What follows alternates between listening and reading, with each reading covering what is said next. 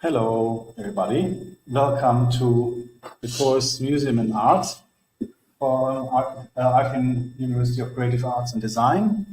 Today we have a special guest, Mrs. Bojak Matram, and I'm very thankful that she accepted my invitation to give a guest lecture to our students and to quite a bit of online virtual guests. Let me introduce her briefly before I give her the stage. She's an industrial designer and a museologist, graduated from Middle East Technical University in industrial design. But she has a second BA in archaeology and art history from the University of Provence, where she also got an MA in Mediterranean cultural heritage. She set up her own company, Tetrazon Design and Museum Works.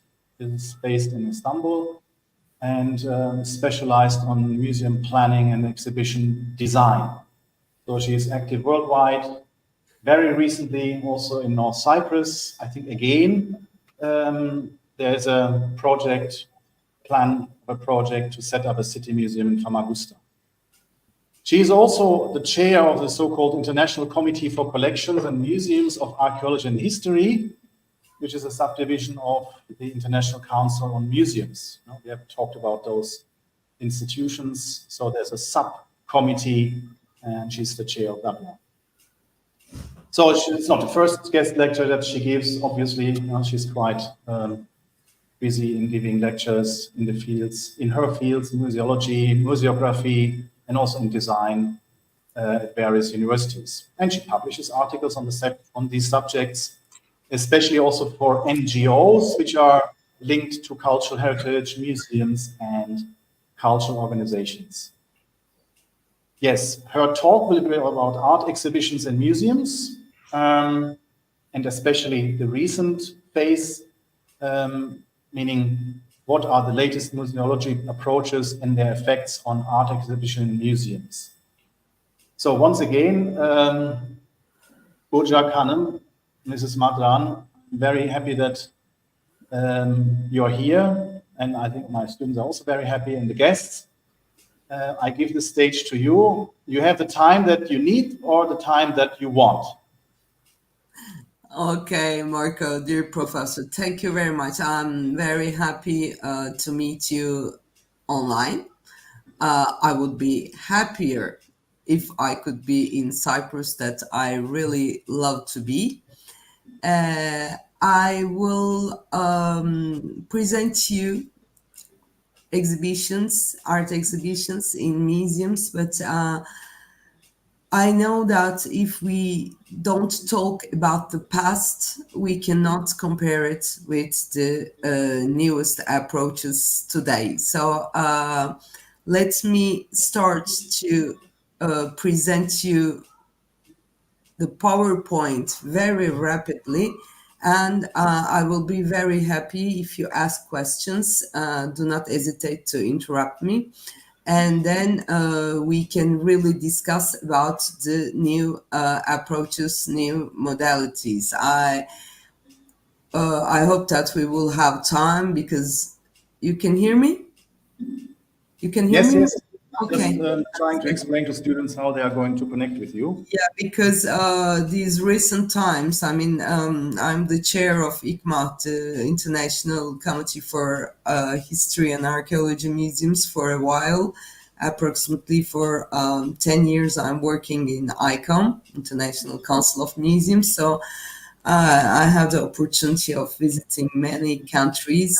It helps me to compare the approaches by region, by continent, and by collection materials. I have to say that the most important thing in a museum, of course, visitors, but no. The museum is constituted on collections, and the collection history is something that I'm really passionate about. So I would like to start my presentation by a very brief history of art exhibits. I have to avoid that this brief history, this history of exhibitions, I give it during whole a semester in Turkey in Yıldız Technical University. So it will be somehow difficult for me to make a brief history. So if I'm going too fast, please ask me questions. In fact, the institution of museum and the installation of conscious collections starts, as you have to see in your courses, in the Renaissance period. The Renaissance period is somehow a rediscovery of antique civilizations of the antiquity and the admiration for the civilized world, which is the origins of European culture, is very, very important. The Renaissance period is not only important for art, it's also important for social culture, for discoveries, for reconstitution of the old continent. So the admiration for Hellenic and Roman cultures take really the visual aspects over during the Renaissance period. The study of antiquity become a very precious occupation, of course, for the rich people, for the nobles, for the merchants, and for religious poor people. The study of the antiquity is based on the objects, on the real pieces that they could find in Europe. The most common one are the coins.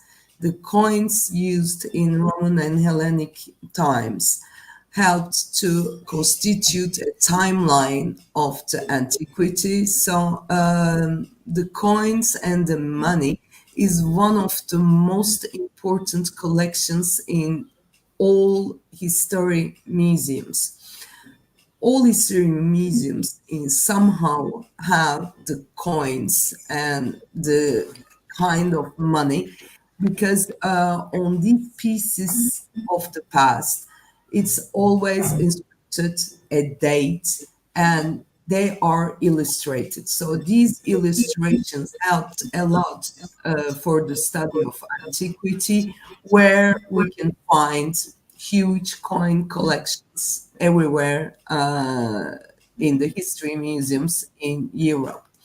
The architectural inscriptions, sculptures, and several functional decorated objects created the aesthetics of the Renaissance after the norms of the antiquity.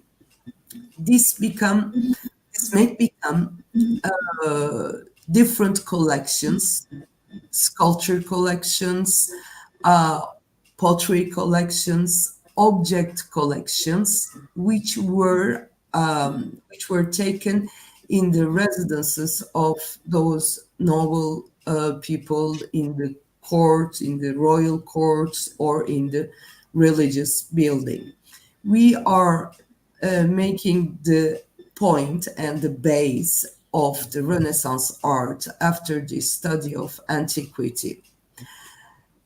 In 15th, 16th centuries, these collections are joined by natural ones, natural history collections, due to the discoveries of other continents.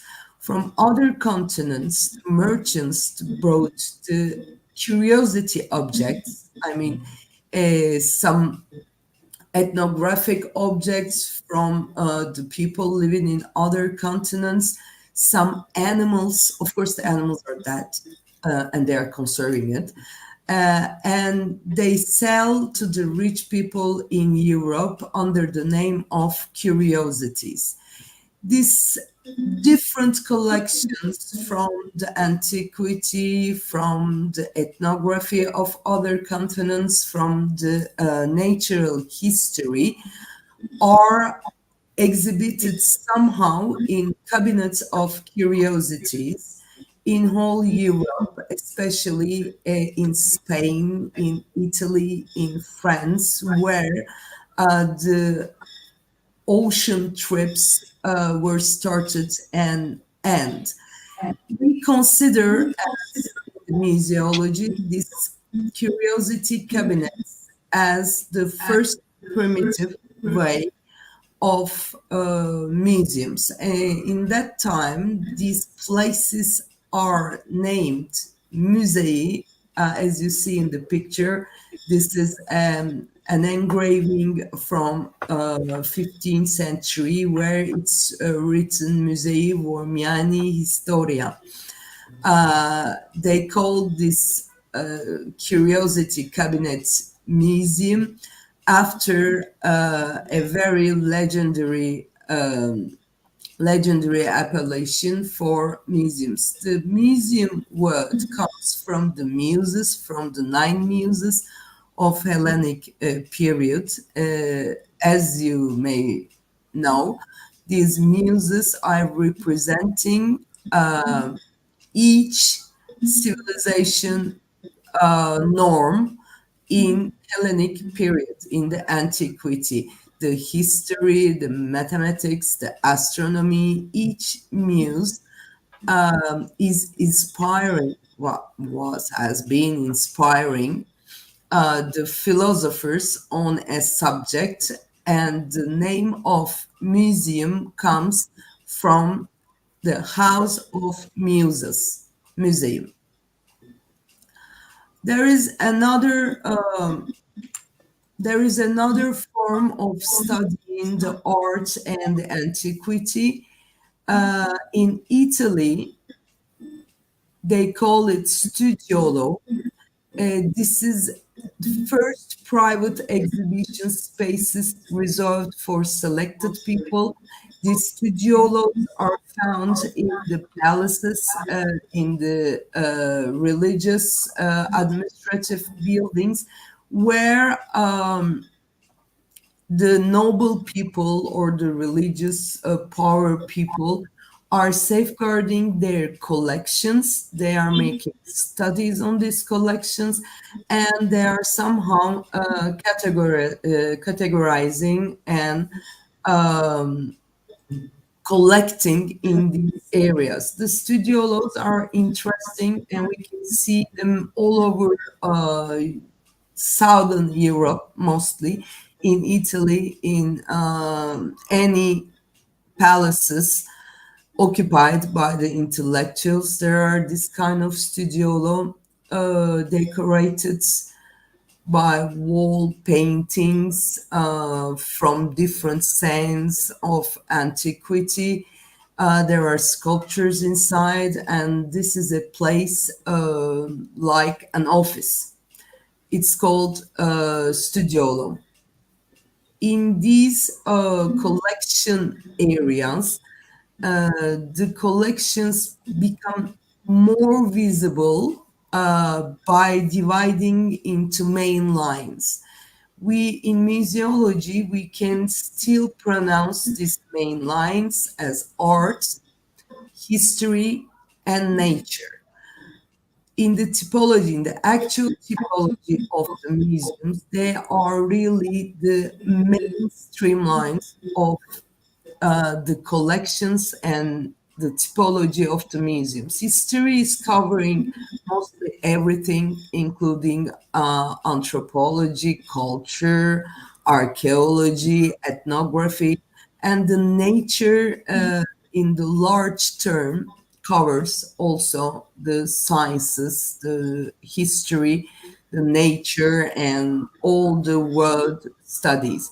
Art stays every time apart because this is the most aesthetic approach, and it's more different. It's a kind of different presentation of the history and of the actuality.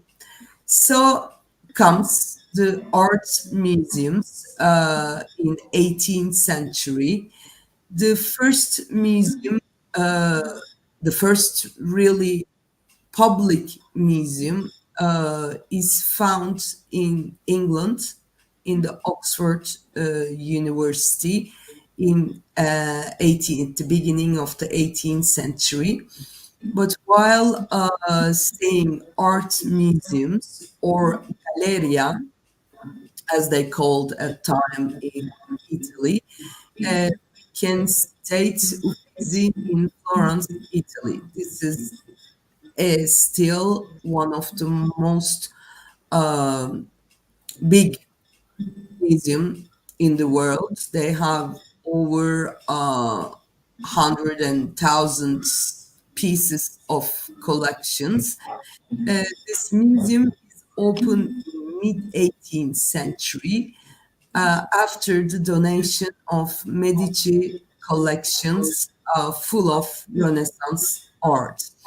The art museum typology is raised in Italy and until 19th century only in Italy with Capitoline in Rome, Vestibule of Biblioteca Marciana in Venice and Pinacoteca Ambrosiana in Milano.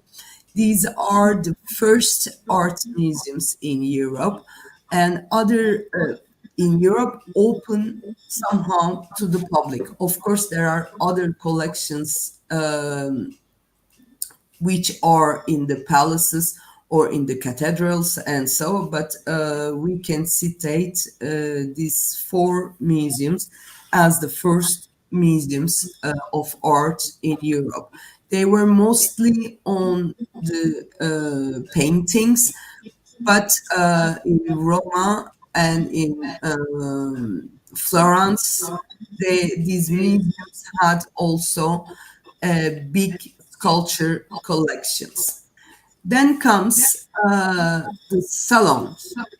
This is a French word because the first art exhibitions started in France due to a first Royal Academy of Arts created in mid 18th, 17th century. This is first of its kind. And art exhibitions are organized after the work of arts of these people uh, studied in the academy. Uh, I have a problem. I'm hearing myself. What can I do? As I hear myself, no, I cannot mute me. Um, Wait a second. I'm just arranging. You are hearing me? You're hearing me correctly? Yes, Yes. we can hear you. Okay, not to hear you, I just shut the volume. So please write me if you want to say something. After the first salon organized in Paris, Actually, already a question. success. Sorry? There's already a question from a student. Yes. Let me open the voice. Yes, please. Can you hear me? Yes. Thank you, by the way, for this great, meeting, I would say. My question is about clarification between, as you distinguish the collections between art, history, and natural history, let's say.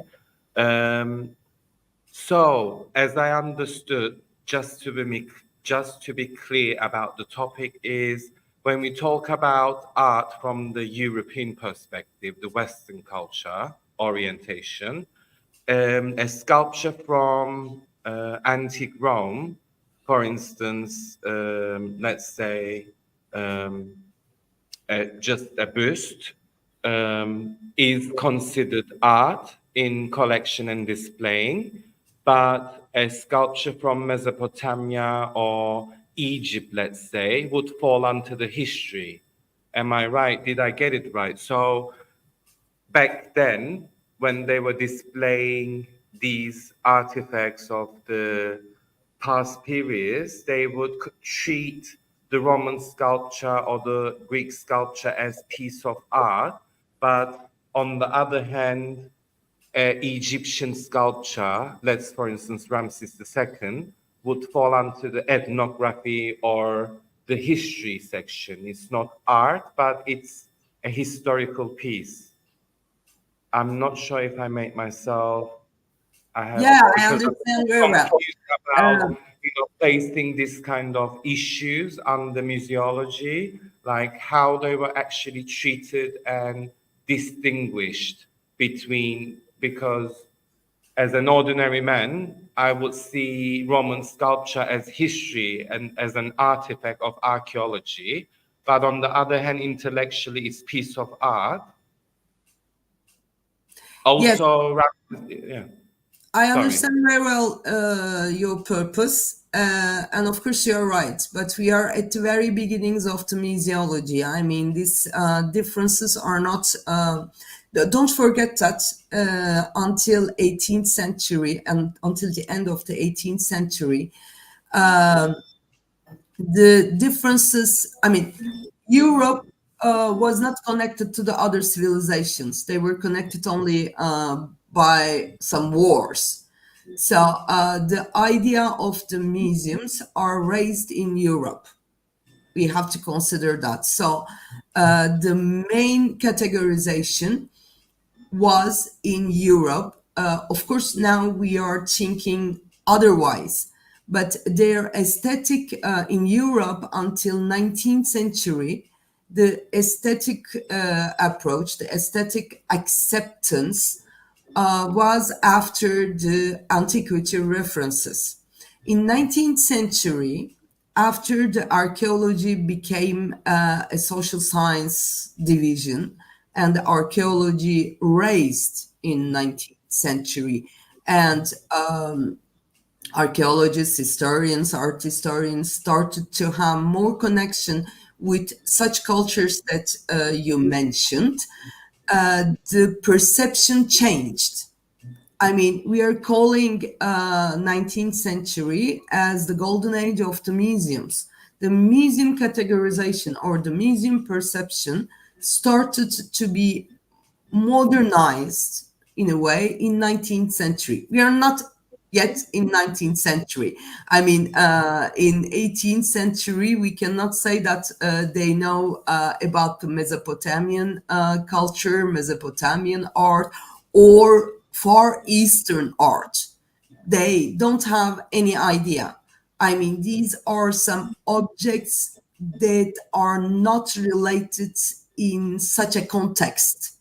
So they cannot classify these objects. Imagine that, of course, with long trips for trade, Europeans went also to Far East, to China, to the Asian steppes. There also they found objects, or they get presents of some prestigious pieces where art or aesthetics are very visible, but they don't have any context. The importance of considering antiquity, Hellenic and Roman antiquity as art, during Renaissance, they worked on it. They know about the history and the context and the usage. But for other cultures, of Middle East, Far East, or South American, or even American, African collections as well, we have to wait until the end of 19th century to have more study, to have more research on these collections. Could I explain myself?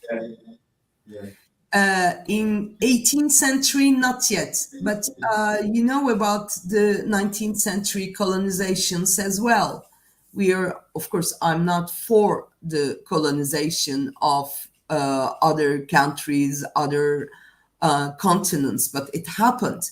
So even today, in the international museology, issue.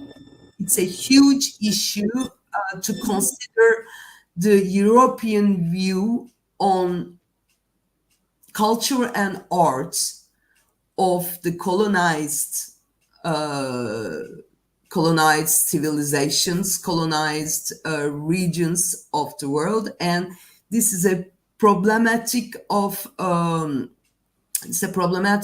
categorization. I mean, African arts, African functional objects, African religious objects now take place in the collections as art. But sometimes, when they are more important for the history and for the civilization, they can be considered also as history. So sometimes artistry and art are really one in the other. It's very hard to separate them even now. A few months ago, I went to South America for a museum conference, and I visited an African museum in Sao Paulo. There's an African museum after the slaves, because there were huge slavery during 19th century, and African origin black people moved involuntarily, of course, to Brazil, and now they are citizens of Brazil. In Sao Paulo, there's a very big museum for African culture, and in this museum there is a part directly related to this slavery history, and they have also a part of out of Africa art. So it can survive together after the subject. And what we are trying to do is to make a theory on different single approaches. For instance, for British Museum or for Louvre Museum, we cannot say that this is an art museum, this is an archaeology museum, or this is an history museum. We really cannot make this categorization for some museums. And these multi-collection museums are called in museology as universal museums. I mean, they have collections of everything, somehow everything. In British Museum or in Louvre, there are collections of natural history as well. So this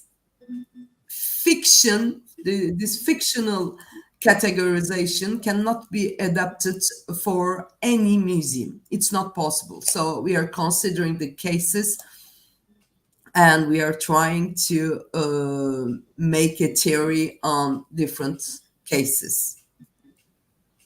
Could I answer your question? Yeah, no, thank you. Okay. And in 19th century, it's also very interesting because everything is history. In fact, art history also is history, if you want to consider it from the side of material, from the side of application for use, etc. I mean, the 19th century Renaissance art was really something useful. They were decorating their residences, their places. So somehow it was not really an art at the beginning, it was a kind of decoration. The artists were getting some orders to paint something in somewhere. This is an order. This is not the same mentality that we have after 19th century that the artist is free, the artist is creating his own imagination, his or her own imagination, etc. So the conception of art changed in time, of course, and the exhibiting approach changed as well. In these salons started in 18th century, it was every artist was not accepted. This is a kind of categorization as well. Only the artists worked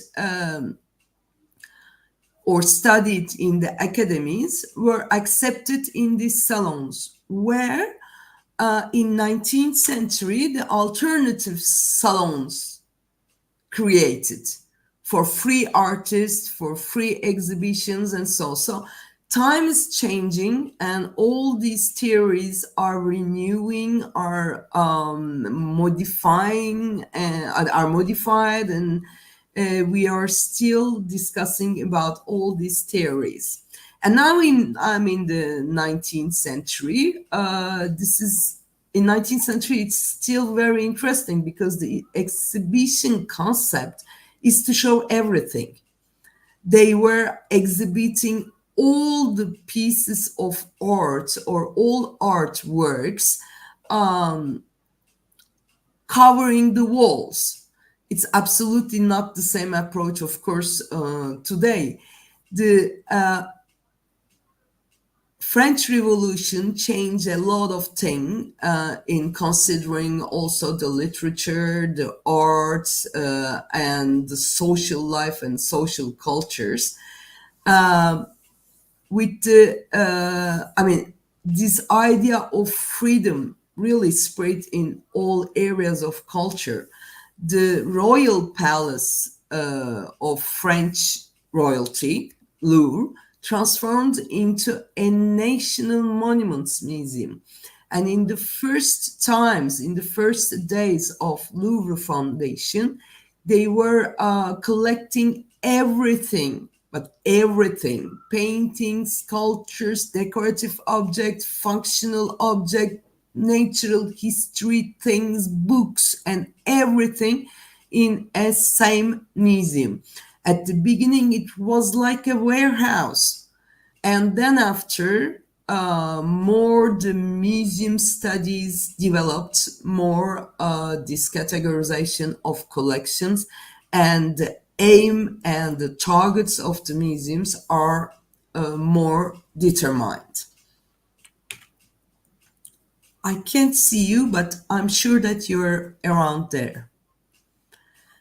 As I mentioned a few minutes ago, in 19th century, the artists who cannot participate to official salons in Paris organized an alternative exhibition space called Salon des Refusés.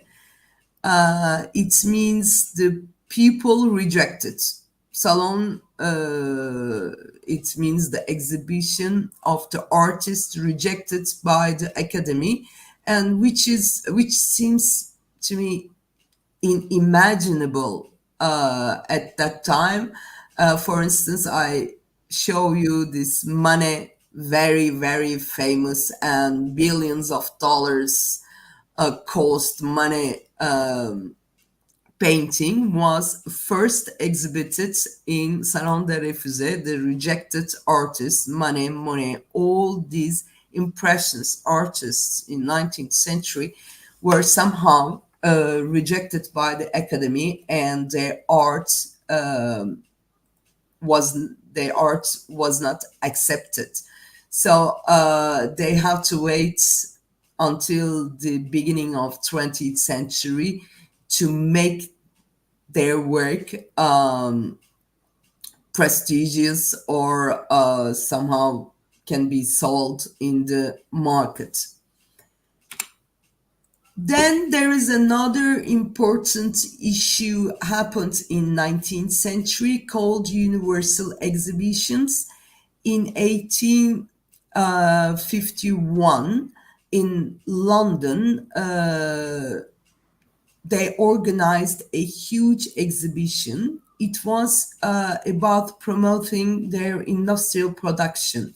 After the Industrial Revolution at the end of 18th century, some European countries developed their industry very fast, and the mass production was more than enough for their population. So in London, they thought about selling their industrial production to other countries.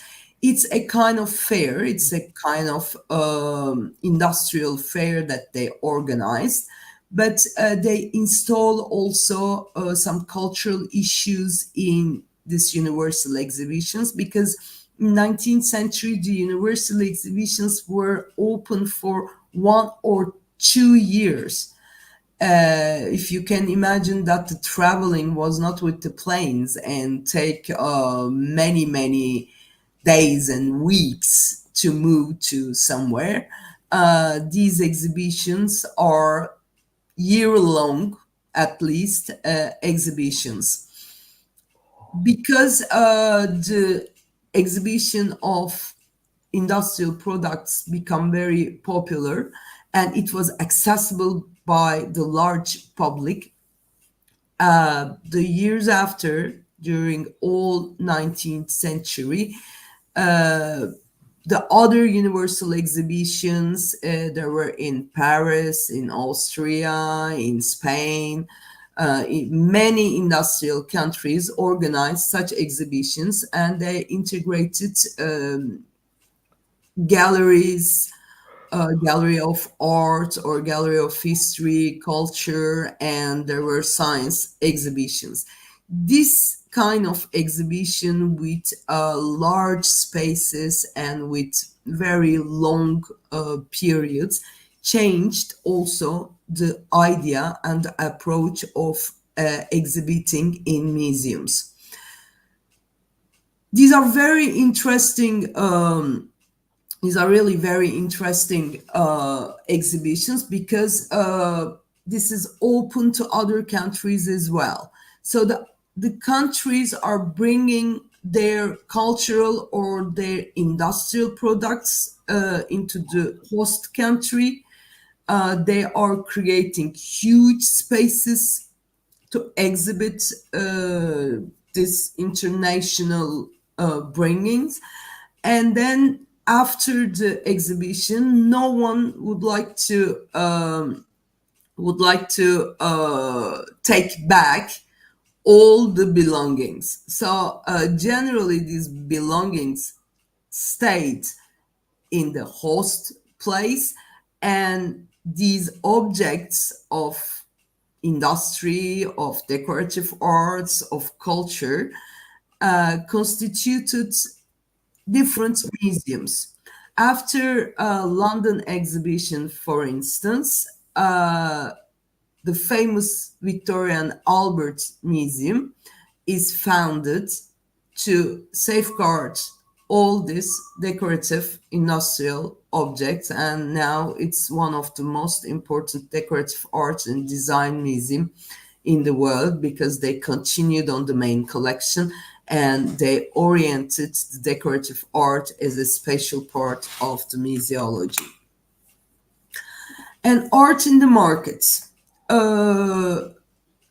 Especially during the second half of 19th century, the art conception changed radically. The modern art started, and so the exhibitions are changed as well.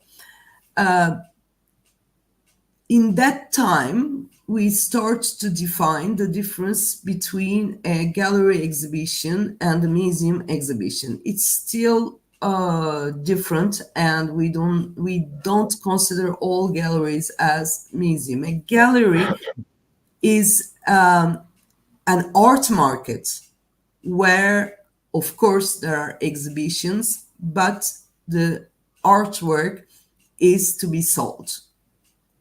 A museum cannot sell its collections. It's not possible. Whatever comes into a museum for exhibitions stays in the museum and constitute the collections. So the difference between a gallery and a museum, of course, there are some galleries like museums, but the main purpose of a gallery is to sell the artworks that are exhibited inside. So as the museum cannot sell the collections and the art market is generating, the galleries become really more and more interesting for art amateurs and art buyers. The galleries were attracting more collectors than the visits of the museums. And the question is, what if these collectors start establishing museums? And this is what happened, especially in the new continent in United States. Many rich merchants or many rich people came to Europe to buy the art of late 19th century, the modern art, the late 19th century, and the beginning of 20th centuries. All these art were carried in private collections or in common collections in United States, started to constitute the new kind of art museum. One of it is Metropolitan Museum of Art, the earliest one, founded in Americas, in United States of America. So their approach were different. We could see more historical art collections in the Museum of Europe, but the modern art collections after this huge art market went to America and really constitute this new kind of modern art museums. And the international art exhibition started with this mentality of buying and selling the art. These are now considered as the origins of biennales and triennales that we follow and we know very well right now. The oldest international art exhibition was the Biennale di Venezia. It began at the end of 19th century, and as you know, it's still continuing with one of the most important show, exhibition, and market of contemporary and modern art.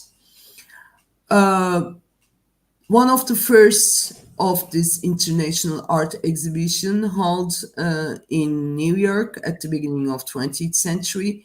New York at the time already started to pronounce its importance in the modern art approaches, modern art market. So New York stayed always contemporary, always up to date for the art purposes. During the World Wars, of course, no one was caring about the museums or the exhibitions, and museums and arts become, as you know, very political. It became a political material. Especially during the Second World War, we are talking about museum robberies, displacement of art objects, the German occupation in different countries caused a lot of loss in the museums and in the private collections. Since the Second World War, we were aware of many private collections, and of course we had the inventories of museums, and in the occupied countries we know that many things were lost, and these lost things sometimes, even today, can be rediscovered in South America, in North America and in all Americas. So while the world was in the war in Europe, especially in Europe, many objects changed the place. You see here one picture that I took in South America, the Modern Art Museum of Sao Paulo, which is a very, very important museum. It was unbelievable. Their collection were unbelievable. It is not one collection. It's a mixed collection from different donators. And it is unbelievable that all these very old and very new art pieces from Europe found themselves in this special collection in South America. After war's period was the changement of global culture, the communication rise, and modern art were pronounced more, and modern art museum and international art fairs take the main place, and the art exhibitions were a kind of new cultural communication style. One of the first of these arts exhibitions, international exhibitions, you may know, it was in Germany in 1955. The Documenta, which still continues in promoting the radical art and contemporary art. Then in 70s, Art Basel started in Miami, Biennale di San Paolo. It's still an important art fair. In 80s and 90s, the art fairs were art fairs, Biennale, Triennale was at boom, and every city, every important metropolitan city invented its own art fair. And the museum became hubs. After wars, the art museums are very important, not only with their collections, but they are important with their buildings. New buildings, new modern art buildings are created to host modern art collections. It's a very, very important change in the conception of museography. Museography is the spatial management of the museology. So it's really important, and it changed everything. In 19th century, most of the museums, art museum or other museums, were installed in old historical buildings, or the architectural style of the museums was based on a kind of temple, Roman or Hellenic temple form. But after wars, it's totally changed, and museum, or especially art museums, become a tool for architects to pronounce the very modern architecture.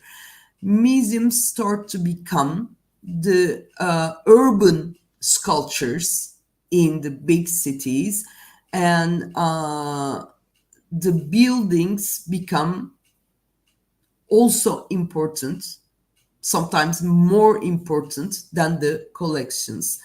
You have to know all these Guggenheim buildings. The very discussed one is in Bilbao.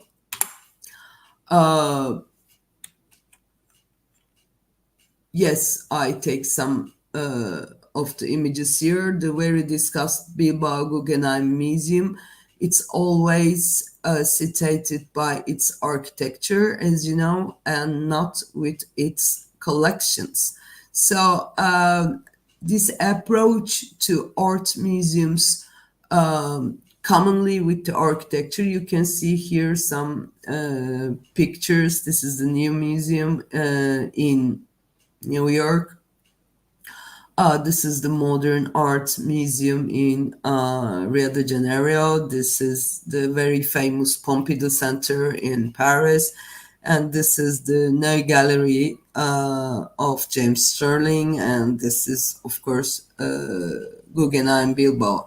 So the art museums, especially after 80s, are considered the places where the architecture should reflect the modernity and the contemporary approach as well. In Istanbul, it's the same. We have 2 art museums, one nearby the sea, and they are really close, and their architecture is also attractive than their collections. Okay. Now we will talk about what is a museum. So do you have any questions about this brief historical presentation?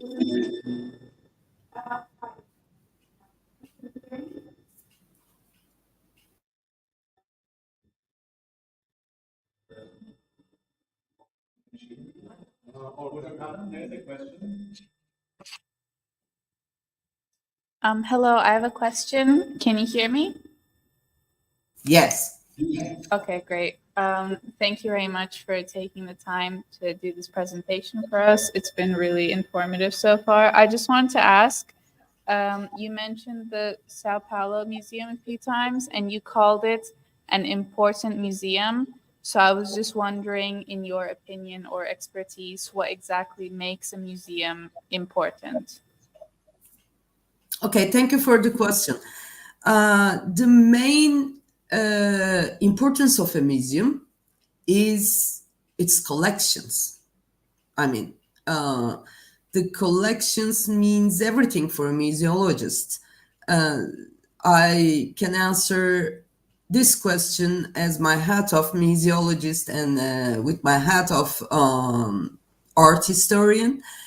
They have huge and very consistent collections. What I mean by having a good collection is in Sao Paulo, their permanent exhibition starts at 12th century and comes to our days. And they have many very famous artists and very famous styles to represent this timeline. So representing their approach is somehow in the permanent exhibition is somehow historical. From the earliest one to the newest one, they want to constitute a timeline. And when this timeline, I mean, they have really collections from 12th century, 13th century, many from Renaissance and the Enlightenment and so on. So we can, this is a very consistent collection where we can see a timeline. And it's full. We can really have a whole idea about this period. In South America, I visited another museum, Melba, Museum of South American Art. It was also a very important collection. It was in Buenos Aires, in Argentina, and the museum was not only oriented on Argentines' art. In their collection, there were pieces from every country of South America, and very important pieces, very representative pieces of different civilizations, different nations' art. It's very important because when you have the context and you constitute a whole about a chronology, a timeline, a period of time, or a region, or a continent, or some geography, or some material. It can be with some materials also. It's very important to have collection material comparable and to represent a form, an idea, a context. In Japan, I visited also a museum of stamps. The Japanese stamps, it's not a stamp, it's a kind of engraving from the Far East. They had also a huge collection which covered approximately 6th century, and there were pieces from all over Far East. So it was an important collection also. These are only examples, but which is important, which is most important in a museum, is it's a good formed, well collected collection, because with this collection we can make many other things in the museum. We can answer to many other needs and many other services of the museum. We can communicate, we can open to the researchers, we can exhibit in different themes, and we can really inform people with our collections correctly if a collection is well situated. Thank you very much. Is it the answer of your question? Yes, thank you for taking the time. Hello again. What do you mean by? I cannot hear. There's a problem. I cannot hear. What about now? Very difficult. Can you hear me now? Yes, it's better. Yes. Okay. So, what you mean by well situated? Are you making a connection to communication of the individual with the object, as in terms of display and how it's displayed and curated, or the message? If you heard me, can all these should be well arranged. I mean, we cannot only say there is a message. We cannot only say the communication is perfect. No, we have to.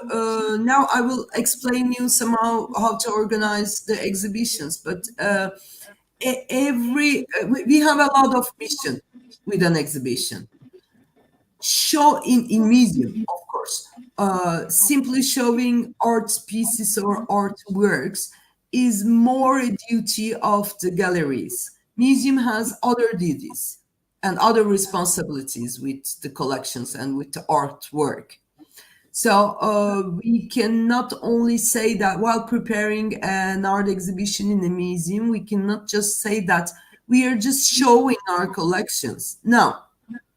The curatorial work, a curated exhibition, gives information on different subjects or on different contexts.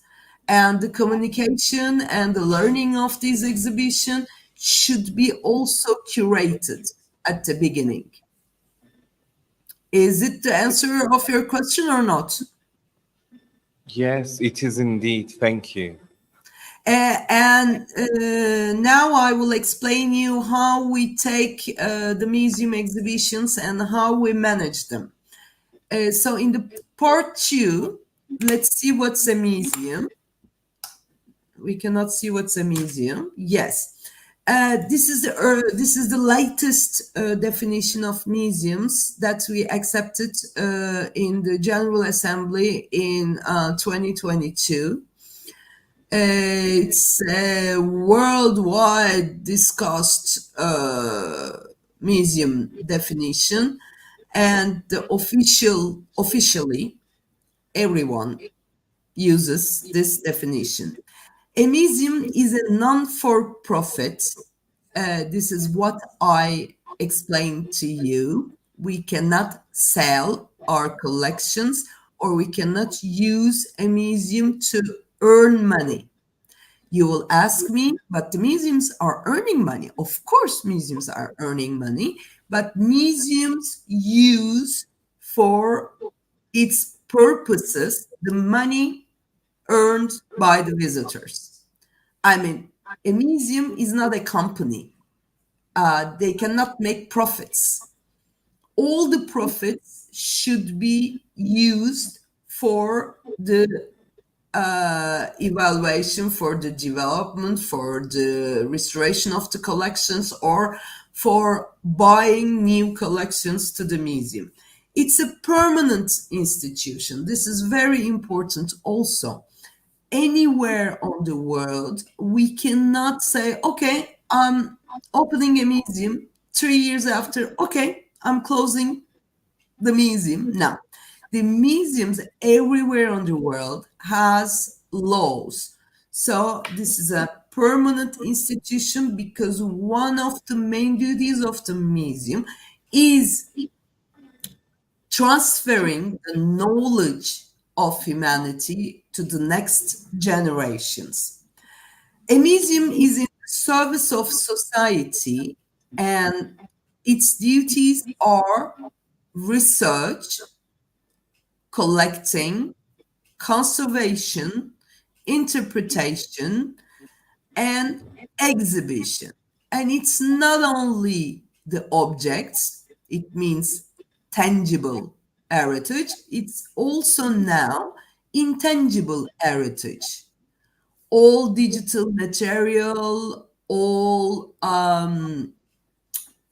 sounds, all views, all kind of intangible heritage is also the duty of a museum. A museum should be open, freely open to the public. We cannot say this is a museum and I'm accepting a few people. No, a museum has to be open to the public, has to be arranged to be accessible and inclusive.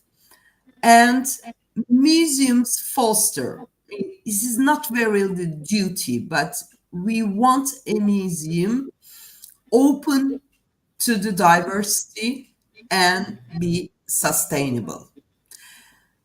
The second part of the definition is a mission statement, is more a mission statement than the definition. They operate and communicate ethically, professionally, and with the participation of communities, offering varied experience for education, enjoyment, reflection, and knowledge sharing. So I want to emphasize one thing. This is the whole definition. But until here, the first phrase of the first sentence is what is a museum? And the other two sentences are the mission statements of a museum. A museum can just renounce to make educational activities. If a museum doesn't do educational activities, it's still a museum. But if this museum is not collecting and conserving, it's no more a museum. So the whole definition we accept and we propose to have a contemporary, correct museum, but the first sentence is the duties, the second sentence is the approaches, and the third sentence is the mission statement. And you can find, of course, this definition in approximately 30 languages on the website of ICOM. A definition of art museum, because as we have different typology of museums, in ICOM, we have approximately 28 international committee sub-working groups, and we have all some subjects on museology and on museums, and of course there is also an international committee for art collections and art museums.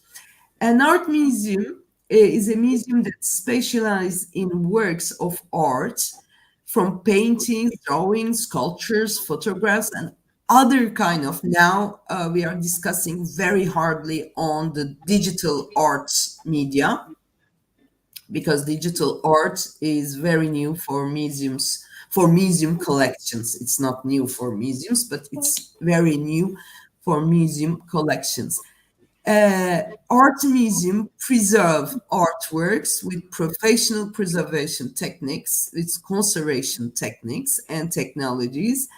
Art museums and galleries, non-profit galleries, collect, exhibit, and offer educational programs to enhance people's appreciation on art. I mean, this definition is also a variety of the main definition of museums made by ICOM. And what is an exhibition? An exhibition is a communication tool.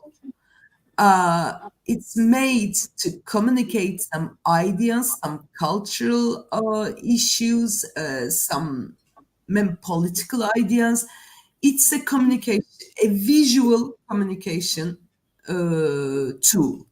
And an exhibition, a curated and designed exhibition, is proposing a visual operational languages for large public. So an exhibition is not only showing things, it's creating a communication way, and it's never objective, it's always subjective because it's curated by someone, but it's about creating some visual languages for public communication. Questions?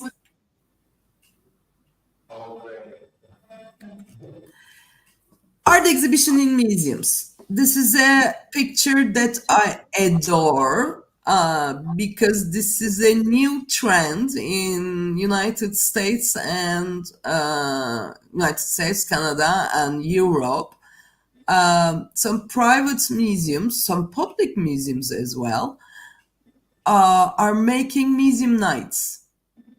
You can spend the night in a museum, and it's really fantastic.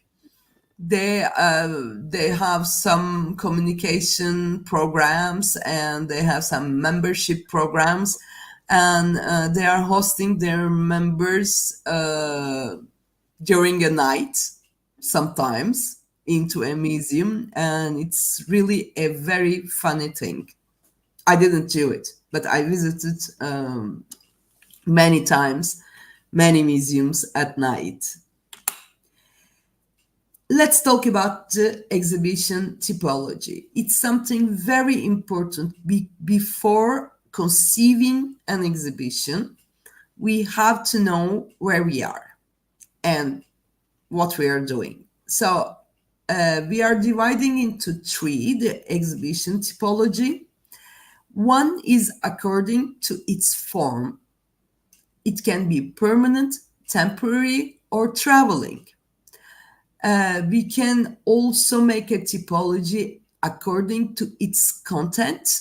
For art exhibitions, artist or artists exhibitions, retrospective exhibitions, or thematic exhibitions. According to its collection origin in a museum, an exhibition is prepared with in-museum collections, non-museum collections, or mixed collections. Now I will try to explain you what is it. According to its form, a permanent exhibition is created with the artifacts, with the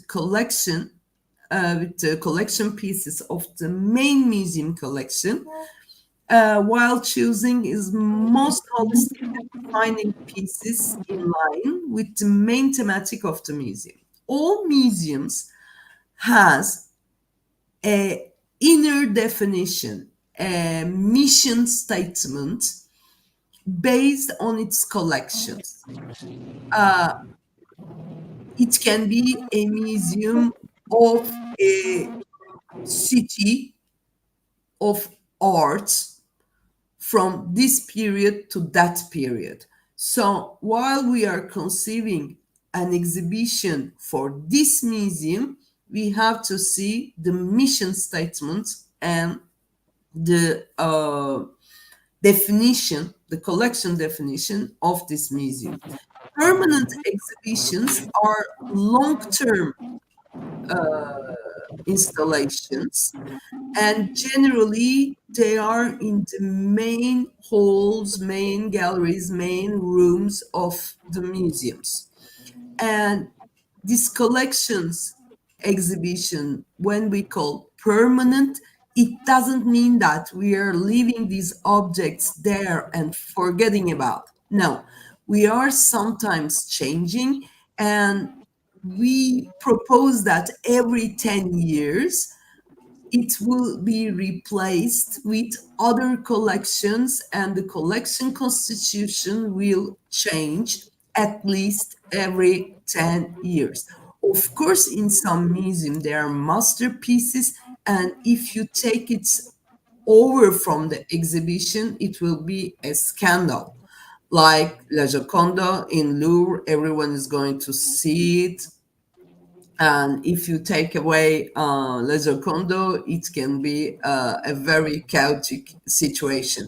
But generally, for the well-being of the collections, we prefer in a museum to change them sometimes for the conservation concerns. A temporary exhibition is creating within a certain period of time. The time of a temporary exhibition is really determined. We don't want less than a month. Less than a month is something very, very short, but not more than 2 years. After 2 years, it becomes a really permanent exhibition. So between 1 month and 2 years, 2 years is too much too, but doesn't matter. Some museums cannot finance more. For 2 years, it's okay. The temporary exhibitions are made by collections in the warehouse or collections hosted in the museum, always after the mission statement and after the main theme of the museum. The temporary exhibitions are organized for different purposes. One purpose is to attract people, because if in a museum there are always the same exhibitions, the art lovers, the art amateurs will be bored of it. So sometimes we have to propose different piece of art, different piece of works, and different approaches. So we organize temporary exhibitions to attract people. And we organize also for us, because we have in big museums, of course, in big museums, there are many, many artworks, many more artworks in the warehouse than in the exhibitions. So we want to show our collections temporarily. Traveling exhibition is another kind. they can be displayed, these exhibitions can be displayed in different areas independent of the location. Such exhibition may be prepared by the museum's collection and sent to other galleries, to other museums to be exhibited, or museums or privates can organize commonly an exhibition. Generally, the museums working on similar subjects are organizing this kind of traveling exhibitions. They are joining their collections and showing a more consistent whole about this subject. And for a period of time, one museum is hosting, for a period of time, the other museum is hosting. This is called traveling exhibitions. Traveling exhibitions is also a way to earn money for museums. Big museums with important collections are sometimes organizing traveling exhibitions. They are reserving a part of their collection after a thematic, and they are selling temporarily to be exhibited these collections to earn money for their budget. It's not a profit, but it's to earn budget. Now, actually, in Istanbul, in the galleries of the Metropolitan Municipality, there's a very beautiful exhibition came from Tate Gallery in London. And this is on kinetic and optic art. If you visit Istanbul, I really recommend you to go to Fesane and to see this exhibition came from Tate Modern. And this is a traveling exhibition of Tate Modern. Before being exhibited in Istanbul, the exhibition was in Madrid, and before it was in Lisbon. So they reserve a part of their kinetic and optic collections, which can travel, of course, after the conservation concerns, and they are periodically selling the rights of exhibits in different metropolitan cities. Questions? No questions. Okay, continuing. Now, according is content. Artist or artists exhibitions. These exhibitions are dedicated to one or more artists, and the works curated around a period of time or an aesthetic form or style. So the curator is choosing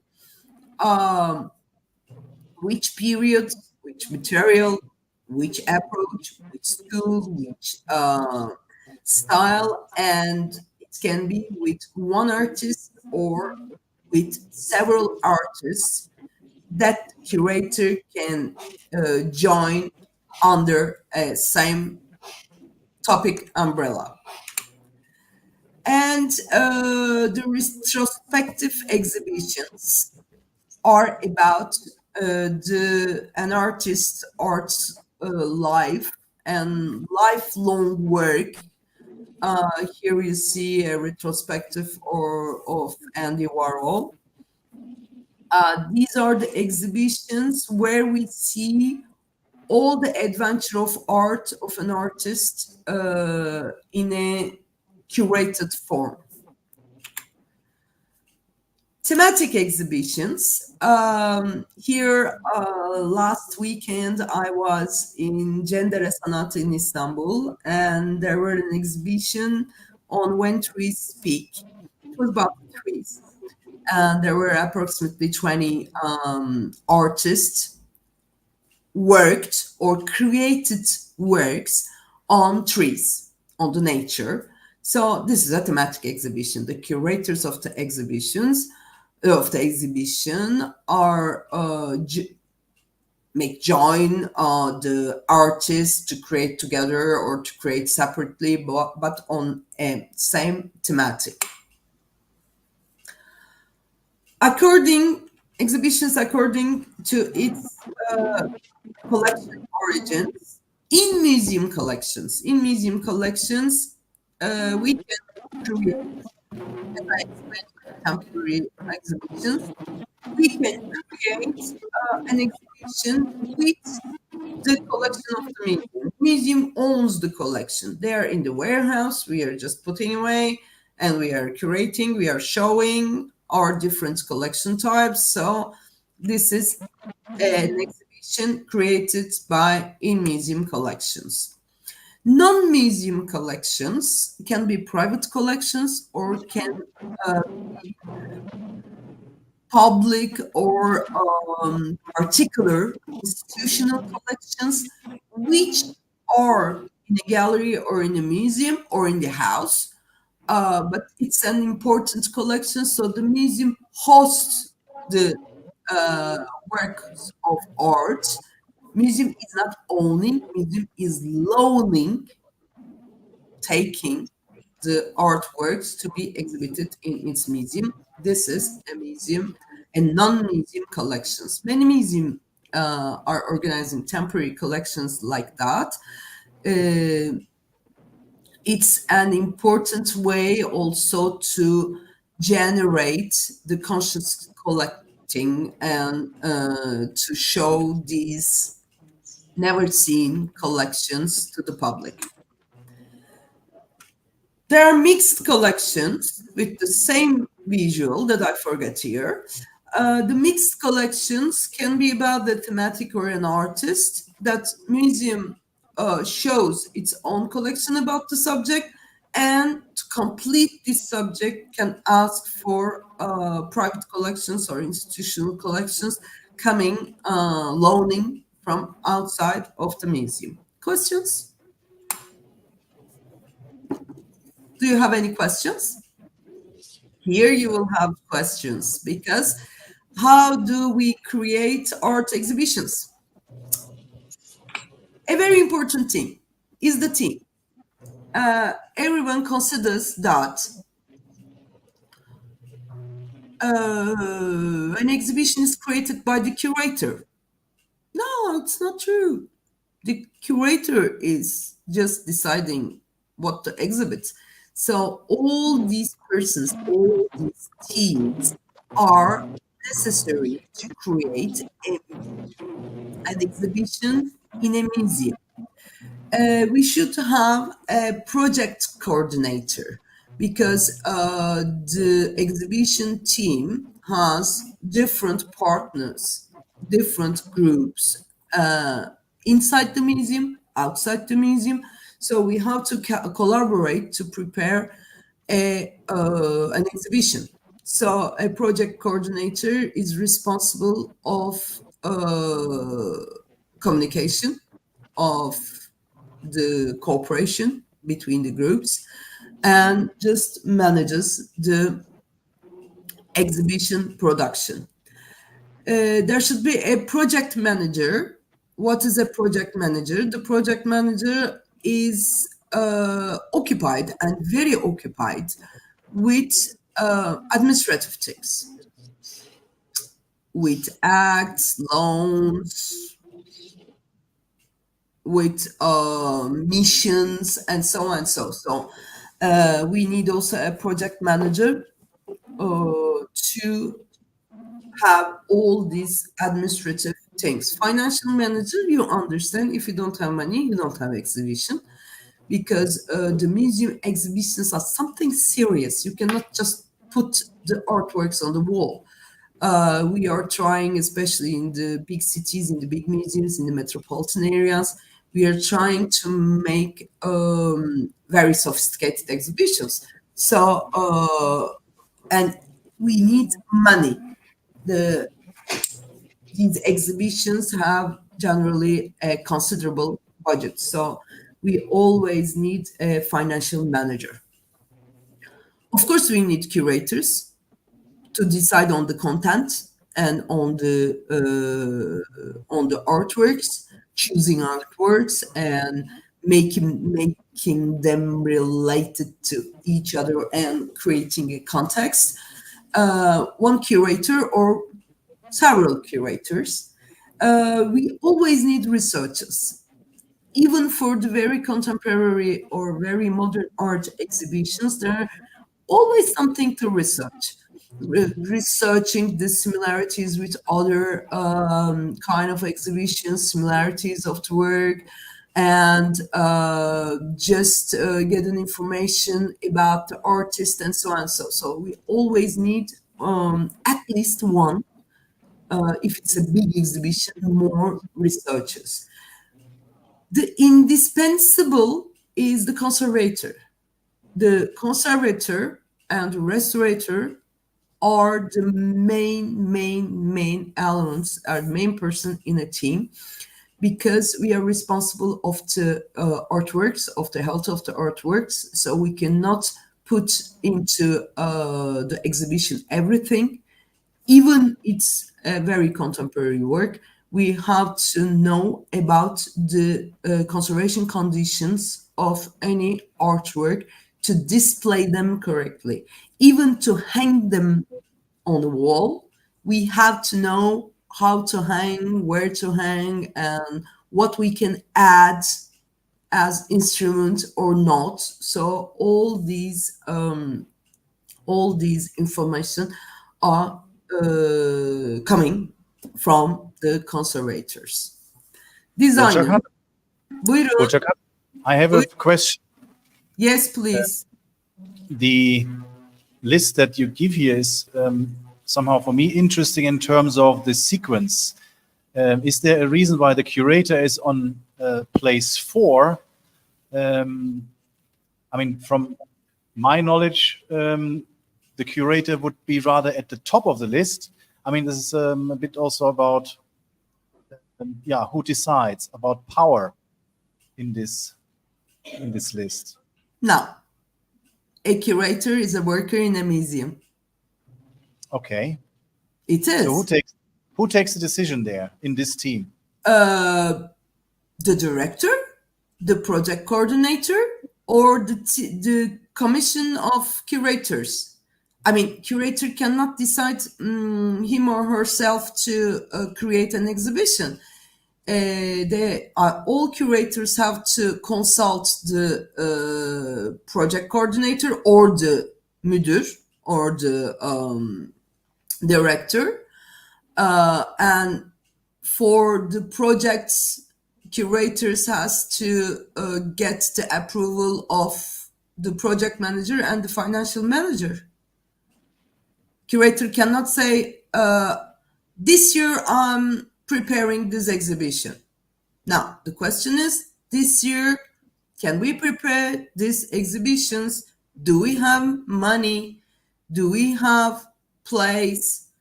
Do we have an opportunity? And so the planning in a museum is making such, when we are in a museum, we are not letting the curator do whatever he or she wants.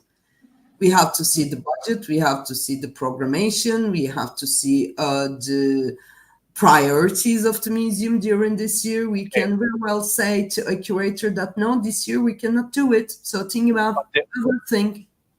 But the initiative would come from the curator. Curator and collection responsible. A curator in a museum is the responsible of the collection.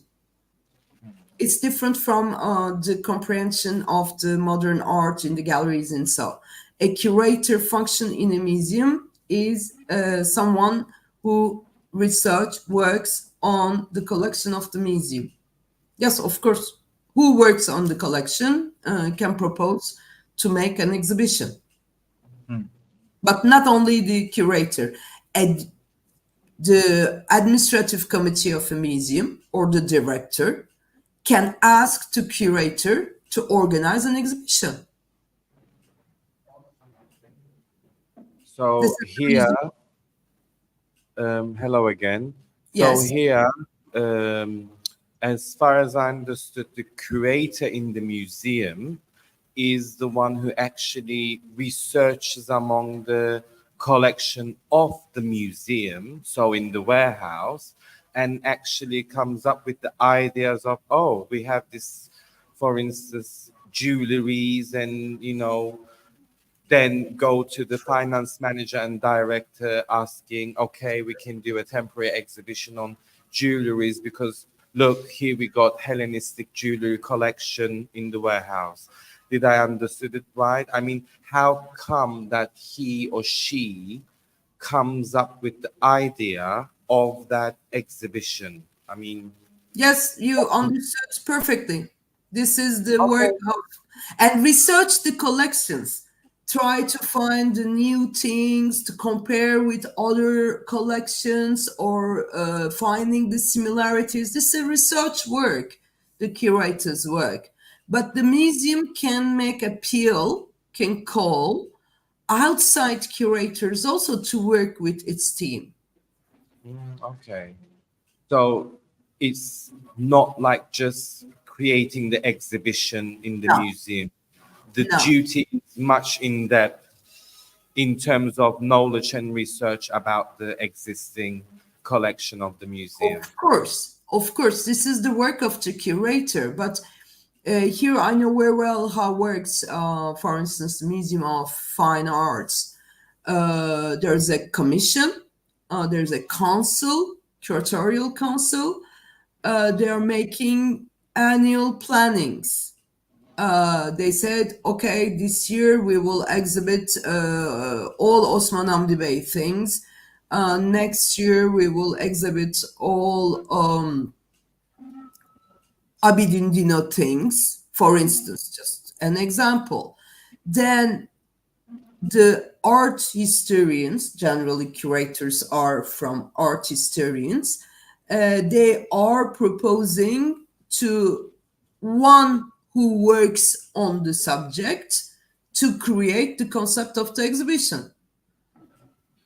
And sometimes the independent curators are proposing their own subject with the collections of the museum, but it can be approved by the managerial and administrative bodies. I mean, curator is not this free anywhere in the world. I mean, in Turkey, I think that the curator is quite more important than in many countries. A curator is someone a specialist on the collections. So of course they can propose, but they can be missioned also to create exhibitions. Okay, thank you for this clarification. This clarification is a worldwide clarification, don't worry. Every time, everywhere on the world, because with the rise of the contemporary art and the modern art, the curator became such a star that everyone believes they're making whatever they want. But it's not true. They need money. In any way, they need budget. So someone has to give this budget. They have to be very convincing. Yeah, marketing ability. Yes, they are showing like stars. But if a museum or a gallery doesn't have money to give, what are they doing? What are they doing? No curator, no exhibition. So the administrative, managerial, and financial things are everything in a museum. Then after, of course, we love our conservators, curators, researchers. I love my security guys too. But first of all, a museum is an institution to be managed and administrated. Okay? Can we continue like that? So designer or designers, generally in all over the world, if it is not a very big museum, the designers are hired from outside. like me and my team. And to make a good exhibition, we need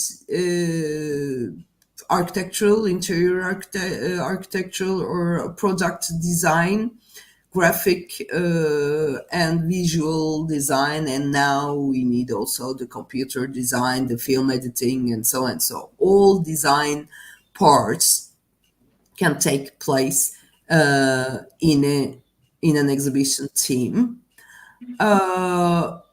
We cannot design. We cannot start to design before the curator and the communication specialist and the education specialist give us instructions. We cannot by ourselves say, okay, I'm partitioning this area as I wish and it will be very good to see, and so no. Exhibition design is something very functional. So we need the introductions and we need a brief. We need a brief from the curator. We need a brief from the conservator. We need a brief from the communication specialist to know to whom and how they want to communicate this exhibition. We need to know about the needs of education specialists, what kind of learning program or educational program they will organize. And we have to consult also the financial manager. We cannot do whatever we want. So we are asking for how much money I can spend for this exhibition. Because there's a very definite budget generally for year and for exhibition, and I cannot cover by gold my display elements. They will say, no, this is so expensive. Oh, you want to use 4 projectors? No, you can just use 2 projectors. So arrange your design after what we have, what we can. Editor is very useful also, but if we don't have money, we can edit, we can give the editorial team to a very sophisticated curator as well. But we need editor also for cataloging, for text in the exhibition, and so, because when you ask to a curator to write you texts, no one understands. You should have at least artistry or art BA if you want to understand what is written by a curator. So we always need an editor in art exhibitions. The production manager is my buddy. When I'm designing and I'm installing an exhibition, he's or she's really my buddy, because a production manager is joining and is organizing all the production teams, such as technical team constituted by a mechanician, electrician, computer specialist, sound specialist, and if we have other stuff, the specialist on the technical things can be more and more. A mounting team should be very able to do its job. We cannot mount an exhibition with anyone because they are handling the artworks. So it's a very important part also of the production. And the production, the frame production, the display elements production, the light production, and so production teams are also very, very important. Any question? Yes. At the moment, not, but I understood from student side that this was a very interesting chapter here about how these internal collaborations work. That's what thank you very much. Very valuable here, because this is something that is very difficult to achieve as a knowledge from scholarly literature about what is a museum. This is practice, and this is not so easy to have insight into. Thank you. You're welcome. I'm There's a here for question. that. There's a question. Thank you. Hello again. So Yes, please. confused here as in terms of if as a curator that person is consulting these many elements to other people, and as far as I understand they are actually key figures in this field, then why do they actually put like curated by Mehmet? I mean, why their names come up as such important aspect? As meantime, actually, I'm the one who's going as a creator to ask education specialists, oh, how am I going to convey this message? Can you help me here? Or how am I going to understand, make this message understandable to my sample group? I mean, or if I have designers designing my message in this exhibition, then this is not an individual work, but rather a group work that the whole team should be named.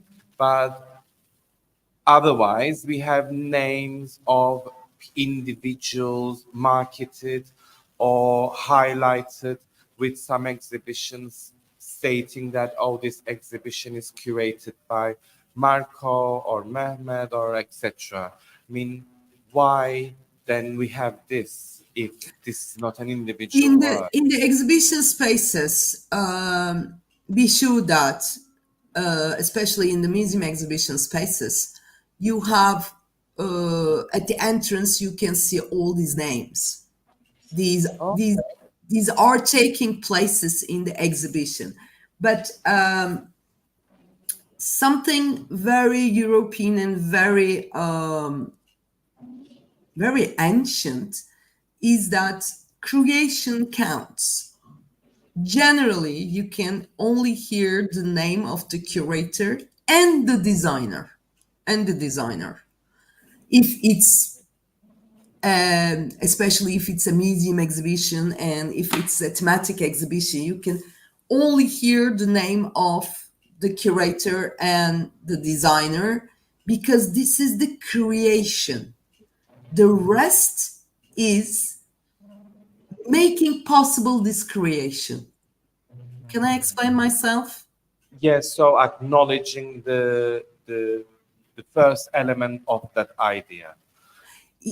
Imagine that there is an exhibition and only there is the name of the artist.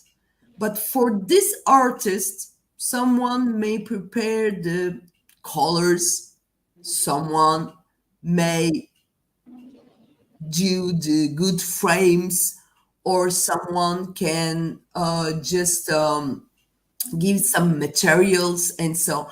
But you have the name of the artist. Why? Because he or she creates, others help this creation.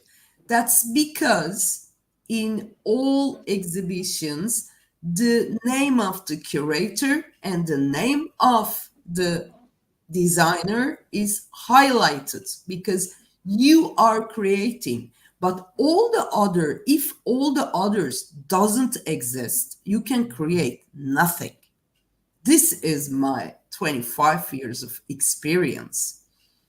Each time that they want to highlight my name, I say, I didn't do it for my own. So I have a team, we have a designer team, and the curator has team as well. So we make very attention in the museums to put the names and the duties of everyone, at least in the entrance of the exhibition space. Thank you. Other questions?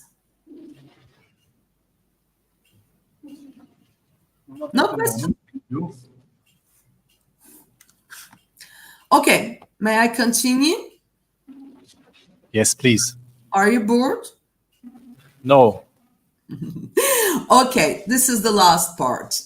resources in exhibition planning. I think that it's also very important for you, for your future duties. In exhibition planning, we have resources that we have to collect all available data. One is the collection.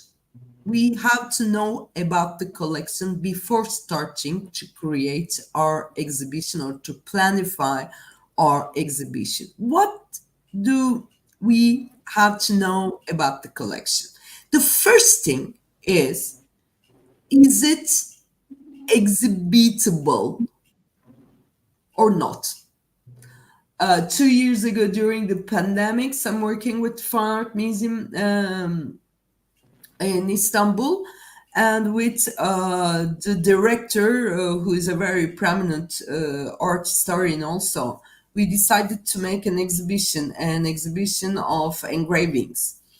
So we said, okay, we have the most famous one. No one saw these things, and so we worked for a week as curators. How can we do, which hall in the museum we can reserve, and so on and so. And then one day I said, okay, we maybe have to see this material, because we were controlling on the inventory. So I said, okay, this is the inventory, the preliminary inventory that we created. So let's go and see the works. So we went to the warehouse. And conservatives say that you cannot exhibit those. We said, why not? Because the conditions are not really sustainable, and you want to expose it in the main exhibition, temporary exhibition hall. There are too much light on it. You cannot guarantee the climate conditions. So no, you cannot exhibit it. So 1 week of work and dream and imagination on these engravings, nothing. We could not exhibit. So they said, okay, if you really want to exhibit, we have to correct their conditions. So we need at least 1.5 years to do everything. Oh, we said, okay, thank you. In 1.5 years, see you. Maybe we can restart to organize this collection. So we have to know everything about the collections. Everything, I mean everything, the dimensions. I know a lot of exhibition where we have to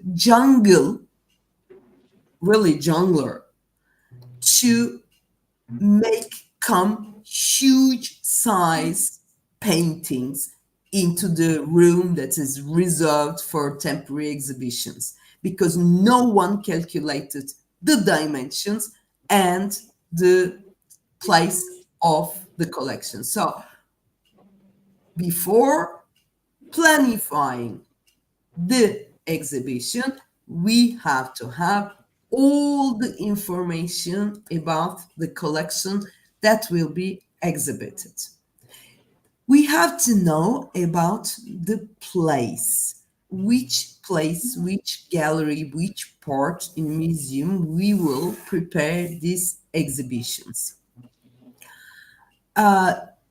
Because we have to control the ideal conditions for humans, for human ergonomics, and for human well-being, and also for the collections, the climatization, the lighting, the space distribution, the security issues, the ergonomic issues. All these things we have to think about, not to resolve after, and not to spend too much money. The concept. Here is the work for the curator. What is the concept? Are we dealing with an aesthetical form or social sharing to create interest, or what? A style, a form, a period, a person?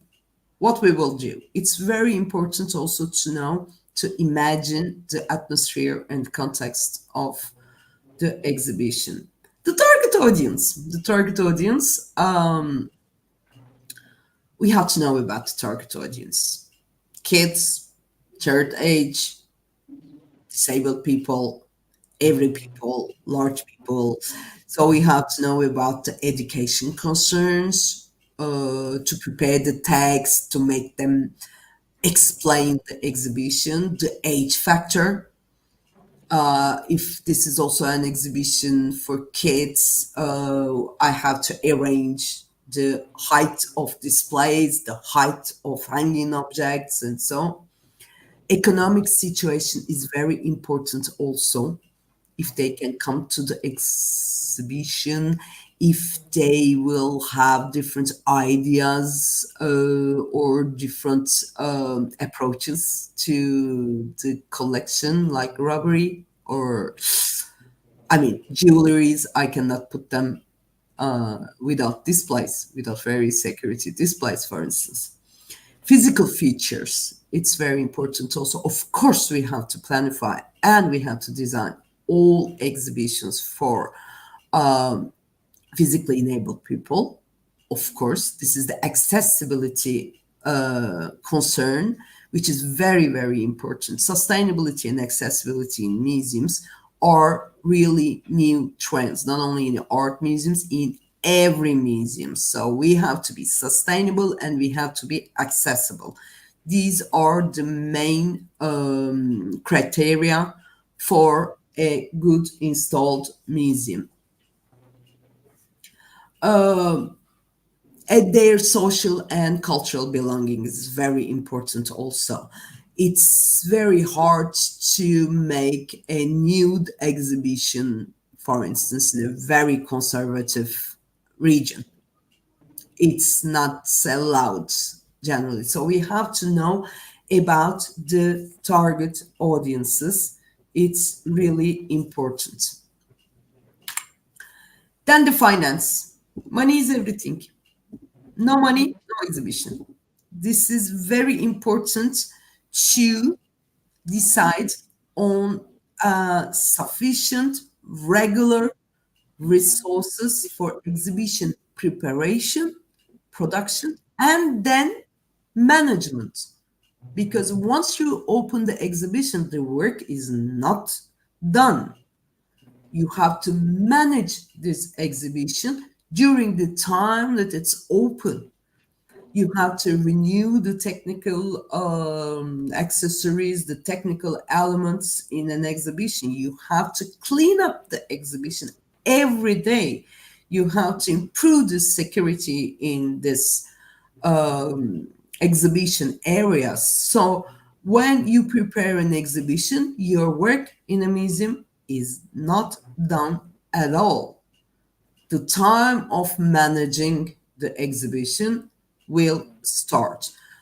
To say the truth, I give exhibition management courses for also half a semester. So it's a long, long, long subject, how to manage an exhibition. And here we are in the exhibition creation. Be patient for a while. I will finish soon.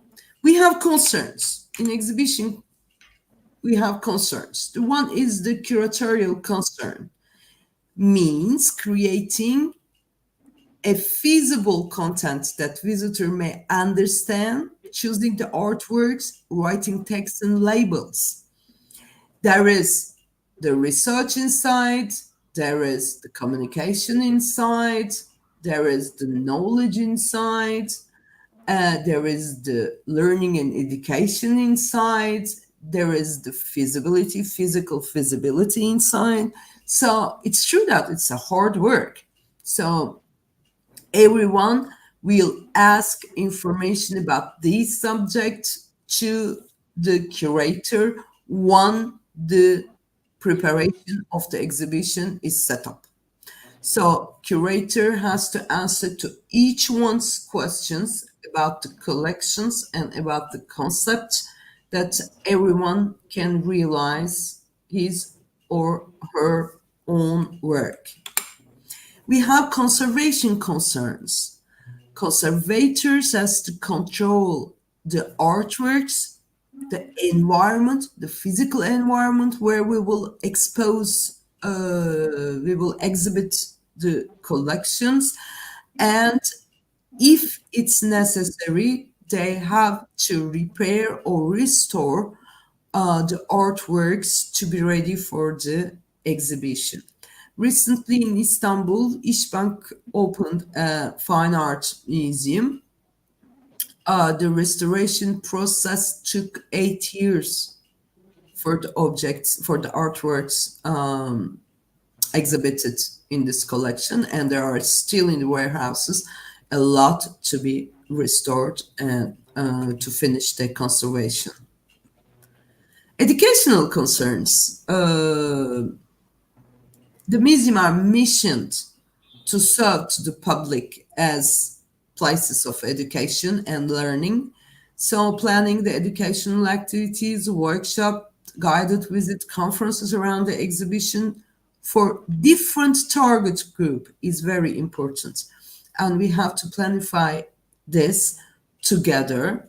The educational specialist should give also information to the curator. He or she may say that, okay, this exhibition will target 5 to 7 years kids also, so you have to prepare an explanation for them, or what can we do for hands-on exhibition, for a hands-on exhibition or a hands-on part, and so on. So all these parts of the team, the conceptually and practically, we have to work together to create the whole, the managerial part, the service part, the visitor part. We have to work all together. There are communication concerns, promoting, introducing, and announcing the exhibitions, managing the media communication, and making everyone know about our exhibitions. When we have a museum exhibition, we want to announce it not only in the city, but also for a national and international level. This is why a good museum exists. So the communication concerns will also play a role and a very close collaboration during the exhibition preparation. Design concerns, of course. My exhibition design course is for a whole year, so I will not explain everything here, but creating sustainable and appropriate display units for making works, artworks, and collections more visible. If in an exhibition, the exhibition display design is more visible than the collection, it's a very, very bad design. A good exhibition design should be very modest and should make visible and behind all the collections of the museum, and ensuring the security, the health, the ergonomics for both artworks and for visitor is our main duty. Security concerns. This is a very, very important topic also that we have to care in everywhere in the museum, not only in the exhibition, but in the other service parts of the exhibition. Risk management is a job. Risk management cannot be made by curators or by directors or whatever.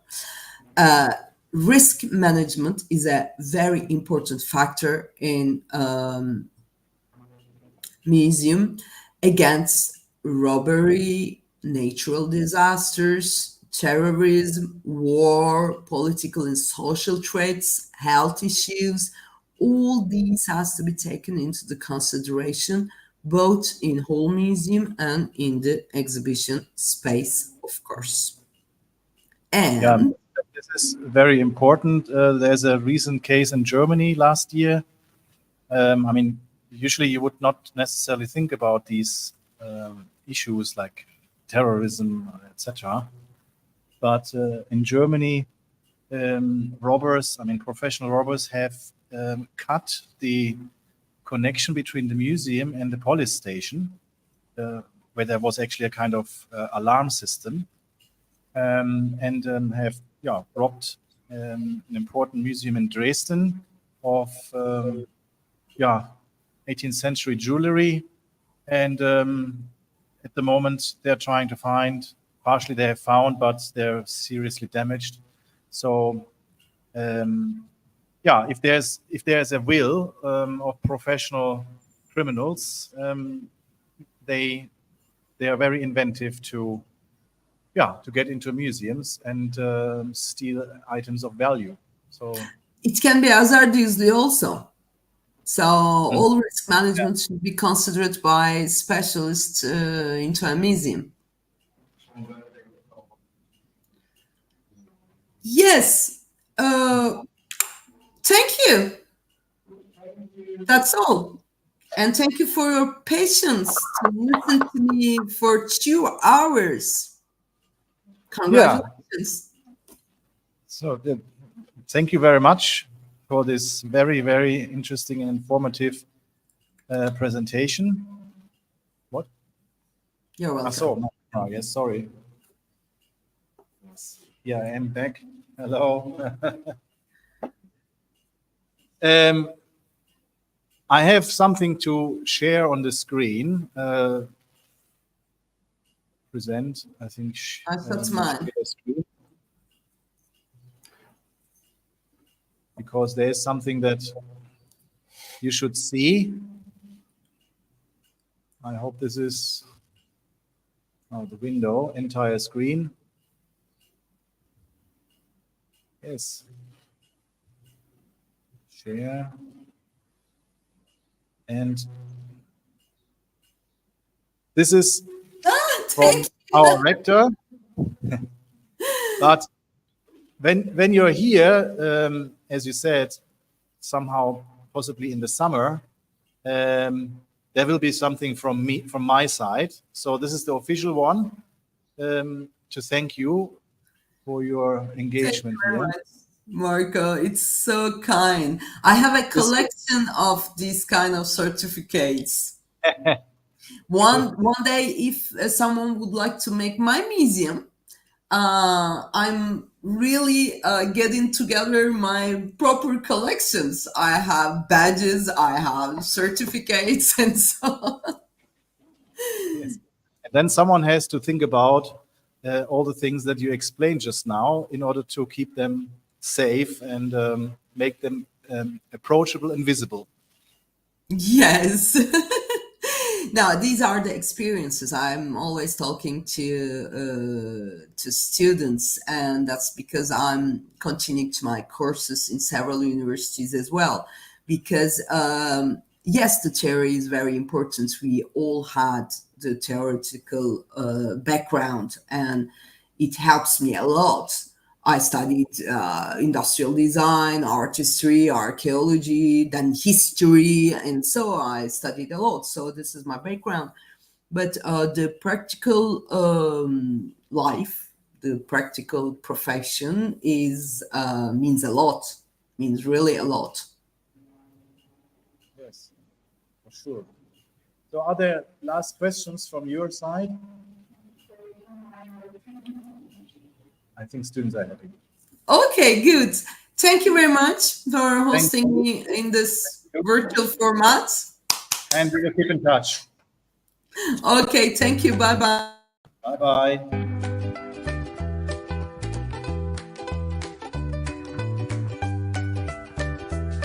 İskeleye de var, Tuzla'ya da var. Gidecek yolcu kalmasın. Halkımız nostaljiyle baksınlar. Normal bir otobüsün neyi varsa şu anda bunun içinde. Eskiler burada lohoruyor dedi.